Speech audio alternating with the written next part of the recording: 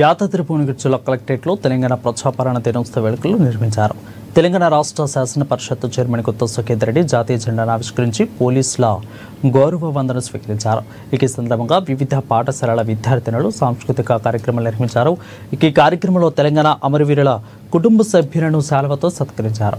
ఈ కార్యక్రమంలో భువనగిరి ఎమ్మెల్యే కుంభం అనిల్ కుమార్ రెడ్డి, జిల్లా కలెక్టర్ హనుమంతరావు, అదనపు కలెక్టర్లు వీరారెడ్డి, భాస్కర్రావు, డీసీపీ, ఆర్టీఓ పాల్గొన్నారు.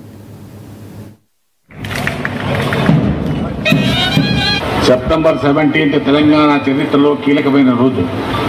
హైదరాబాద్ సంస్థానం భారత యూనియన్లో చేరి నేటికి 77 సంవత్సరాలు పూర్తి చేసుకొని 78వ సంవత్సరంలోకి అడుగెడుతున్నటువంటి శుభ సందర్భంగా హాజరైన ప్రజాప్రతినిధులు, అధికారులు, అనధికారులు, పాత్రికేయులు, ఉద్యమకారులకు, కార్మిక, కర్షక, విద్యార్థులకు, జిల్లా ప్రజలందరికీ శుభాకాంక్షలు.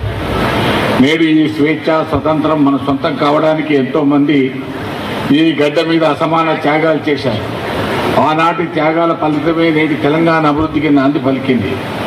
దేశమంతా 1947 ఆగస్టు 15 స్వతంత్ర సంబరాల్లో కేరింతలు వేస్తుంటే హైదరాబాదు సంస్థాన ప్రజలు స్వేచ్ఛ స్వాతంత్రానికై పోరాడుతూనే ఉన్నారు. బ్రిటన్ పార్లమెంట్ ఆమోదించిన ఇండియా ఇండిపెండెన్స్ యాక్ట్ సంస్థానాల విలీన విషయంలో స్వతంత్రంగా ఉండడమా లేదా భారతదేశంలో లేదా పాకిస్తాన్లో విలీనం కావడానికి అవకాశం కల్పించింది. దేశవ్యాప్తంగా 565 సంస్థానాలు ఉండగా మెజార్టీ సంస్థానాలు భారతదేశంలో విలీనమయ్యాయి.